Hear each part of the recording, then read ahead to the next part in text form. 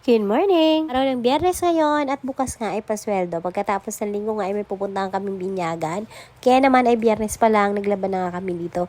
At thankful nga ako dahil nabitbit ko to si Papa B para maglaba. Salamat sa time! Salamat talaga dahil sinamahan mo akong maglaba, Chos. Ngayon, pagkatapos nga namin maglaba ay dumiretso na kami sa grocery upang bumili nga ng bigas dahil naubusan kami ng bigas. Hindi pa naman masyadong ubos pero kaunti na nga lang at hindi nga pwedeng masaid ang lagayan. Hindi talaga ako nito sinasamahan sa grocery dahil natatakot siyang tingnan kung magkano yung nagagastos ko, Chas. Pero ngayon ay sumama nga siya dahil nagugutom nga daw siya at bibili nga muna kami dito ng waffle para makapagmerienda. Pagkatapos ay dumiretso na nga kami dito sa bigas at isa talaga na sumama siya para bigas nga lang daw ang mabibili ko. Wala na akong ibang ma-add to cart, Chas. Dito nga pala kung kailan naman ay nagmamadali kami ay dito naman kami nagkita ng aking matagal nang hindi nakikita ang ka-workmate at kumpare. Pare, sana mapanood mo to, hindi tayo nakapag-picture nagkita tayo, Chas. Diretso na nga din kaagad kami uwi ng bahay pagkatapos ay binigay ko na nga ang bigas at gatas na ipinasabay nitong aming isang malaking itlugan. At dumiretso na kami ng uwi ng bahay dahil nga magluluto pa ako at syempre uuwi na rin aking mga estudyante kaya naman kailangan ko na magluto ng hapunan. O ngayong gabi ang lulutuin ko nga muna ay ang laman ng aking freezer at meron pa ako ditong naitabing 1 kilong balon-balon at 1 kilong atay.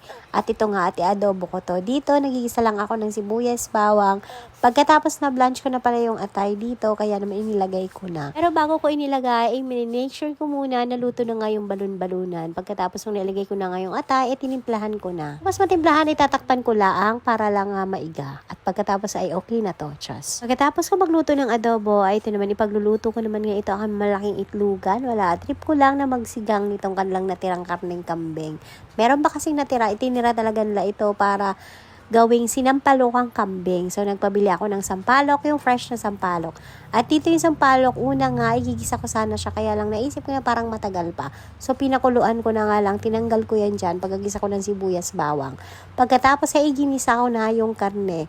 Luto na rin yung karne, napakaluan ng 2 beses at nahugasan. Ginawa ko lahat ng best ko, pero talaga hindi ko matanggal yung amoy ng kambing. Ewan ko na lang, nilagyan ko na ng baking soda, hinugasan ko na, 2 beses ko ng pinakuluan, nilagyan ko pa ng sili. Sarap naman siya at hindi naman talaga ganun katapang na yung amoy niya, pero nandun pa rin. Siguro talagang nature na ng kambing yun. Kagisa ko nga sa karne, nilagay ko na yung siling green, pagkatapos nilagay ko na iba pang spices para nga ang iniisip ko na baka malasan nga yung kanyang amoy. At syempre tinimplahan ko na rin at sinimmer pa. Medyo maiga na nga yung natitirang liquid ay nilagyan ko na siya ng water. Lasang malasa na talaga to dahil kompleto na ang timpla bago ko pa siya nilagyan ng kanyang sabaw. Kabilang kalan nga ay pinapakulo ko nga rito yung maraming sampalok. Halos mahigit kalahating kilong sampalok nga itong pinapakulo ko. At nung kumulo naman itong sinabawang kambing ko rito ay binuksan ko na nga lang muna para sumingaw yung kanyang sabaw at mas mabilis siyang mag-dried out. Gusto ko kasi na mawasan pa siya ng konti para mas mabango nga at mas lumabas pa yung amoy ng mga spices na inilagay ko.